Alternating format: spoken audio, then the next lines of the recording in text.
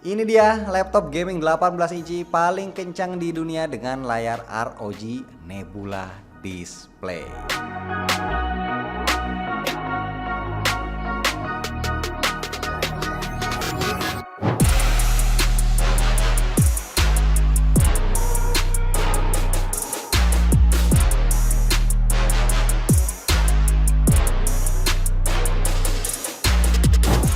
Bismillah, alhamdulillah kita ketemu lagi bareng gua Romi. Warning dulu nih ya buat teman-teman yang mungkin gampang ileran, harap waspada karena laptop ini bisa bikin ngeces. Dan buat yang pada mau sedekah like, yuk PJ tombol like-nya ramean sekarang. Gue doain semoga teman-teman sehat terus, panjang umur, berkah rezeki, enteng jodoh, amin. Oke, pertama-tama sebelum ngebahas laptopnya, gua wajib ngingetin kalau teman-teman beli ini kan box laptopnya ini manjang ke atas alias potret, beda dari biasanya. Terus pas buka otomatis kan bakal ditarik ke atas. Nah ini mesti hati-hati, better posisinya ditidurin aja, takut laptopnya itu merosot jatuh karena nggak ada pelindungnya. Oh ya, kalau beli laptop ini udah include dapat Windows 11 Home, terus udah pre-installed Office Home and Student 2021. Jadi jaminan ya bakal dapat update OS rutin dan bisa diajak produktif buat ngerjain tugas atau bikin presentasi. Nggak cuma ngegame doang. So kalau ditanya ortu buat apa beli laptop mahal-mahal, tinggal jawab buat ngegame sekaligus belajar atau buat kerja. Nah, ROG Strix Car 18 bisa dibilang ini adalah laptop gaming terkencang dari Asus yang langsung bisa dibeli saat ini juga. Laptop ini ngebawa 2 poin penting, best performance ya, ini udah pasti, dan juga best innovation. Secara prosesor dan GPU-nya ini ngeri, layarnya juga canggih 18 inci dan sistem coolingnya ini jos banget. Ntar kita bahas lebih detail ya. Kalau secara desain ini kurang lebih masih sama kayak line up Strix Car sebelum-sebelumnya. Yang bikin laptop ini sangat menarik yaitu dia punya strip RGB di depan dan belakang yang bisa ngasih ambience lewat pantulan cahaya di dinding atau meja. Dan tentunya logo mata ROG di depan ini juga bisa nyala ya.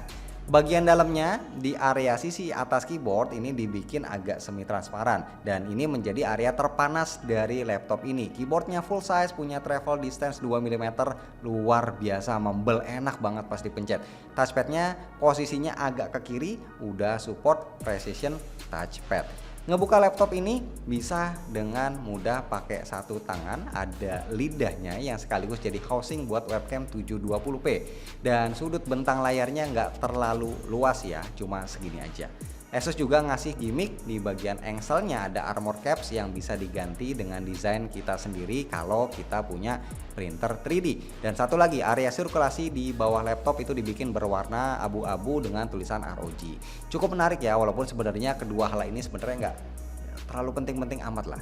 Punya size layar 18 inci, artinya laptop ini punya dimensi dan bobot yang lumayan, panjang 40 cm, lebar 30 cm, tebal 3 cm, bobotnya 3,1 kg, ditambah lagi charger yang juga gede ya, seberat 800 gram, dayanya 330 watt. Ngecas setengah jam keisi 50%, atau kalau lagi kepepet hebatnya ini laptop bisa dicas pakai charger USB-C. Untuk spek teknisnya dia pakai Intel Core i9 13980HX, Nvidia RTX 4080 laptop GPU 12GB DDR6, RAM 32GB DDR5 bisa diekspand sampai 64GB, dan SSD M2 PCIe 4.0 2TB bisa expand sampai 4TB.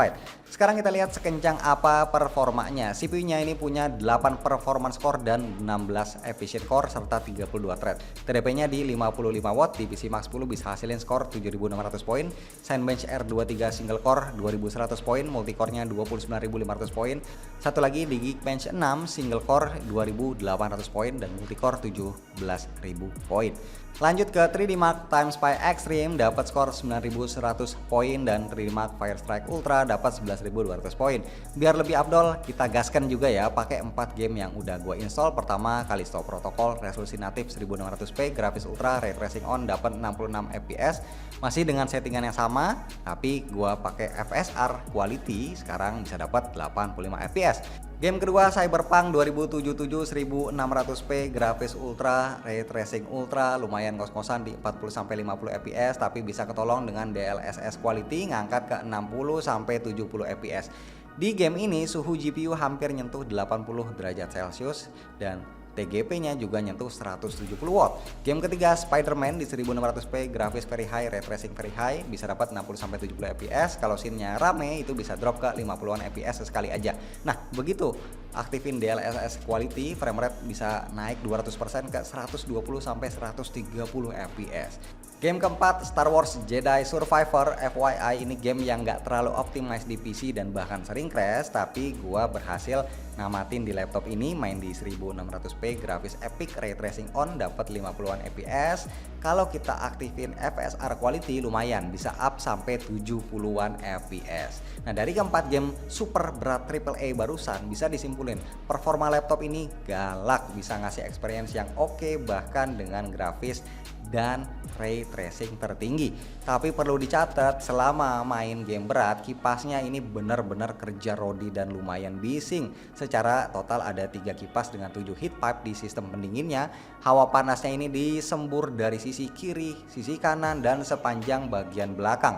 Nah, yang bikin salut adalah sistem pendingin ROG Intelligent Cooling dengan 3-fan teknologi dan full surround fans ini benar-benar efektif ya, bisa nahan suhu full load GPU mentok di 80 derajat Celcius. Area panas laptop ini juga cuma di area atas keyboard aja, yang lain termasuk palm rest bener-bener adem ayem, jos banget. Oh ya, semua game tadi yang gua mainin itu di resolusi natif 2560x1600 pixel, dan buat jadi laptop gaming sih ini udah nikmat banget ya. Layarnya 18 inci 16:10. Asus nyebutnya ROG Nebula Display, panelnya IPS 240Hz, respon time 3 ms, udah HDR dan Dolby Vision. Buat editing video juga enak, udah 100% DCI-P3, tapi perlu dicatat untuk HDR-nya ini cuma bisa buat streaming video aja ya, nggak bisa dipakai buat main game. Dan speakernya juga asik, ada 2 woofer dan 2 tweeter ditaruh di bawah, support Dolby Atmos. Nah, terakhir ya, jangan sampai kelupaan, ini gue infoin I/O ports-nya. Di kiri ada LAN port, HDMI, Thunderbolt 4, dan USB-C. Di kanan ada 2 USB A 3.2 Gen 2. Kalau mau kepoin harganya, gue udah sediain linknya di deskripsi. Yang penting nih, jangan pada kaget ngeliat harganya.